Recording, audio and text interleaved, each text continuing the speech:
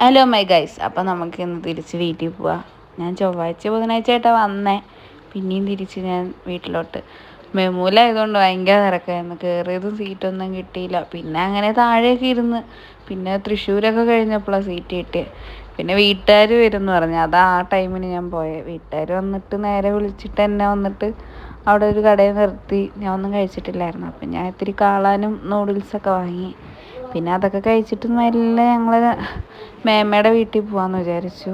നൈറ്റായിരുന്നു. പിന്നെ നേരെ ഞങ്ങൾ ചെറുകുളം പോയി. ചെറുകുളത്ത് പോയിട്ട് മേമ്മ അവിടെ ചെറിയൊരു ഇതുണ്ടായിരുന്നു. അപ്പോൾ അവരെ കാണാൻ പോയതാണ്. പിന്നെ അങ്ങനെ പോയി അവിടെ നിന്ന് ഫുഡൊക്കെ കഴിച്ച് ചപ്പാത്തിയും മുട്ടയൊക്കെ വറുത്തന്നു. പിന്നെ ഇവരുടെ കൂടെയൊക്കെ കുറച്ച് നേരം ഇരുന്ന് സംസാരിച്ച് മേമ്മയുടെ കൊച്ചുങ്ങളായിട്ടും പിന്നെ അവിടെ കുറേ ചർച്ച. പിന്നെ അത് കഴിഞ്ഞിട്ട് ഞങ്ങൾ ബായൊക്കെ പറഞ്ഞിട്ട് മെല്ലെ ഇറങ്ങി.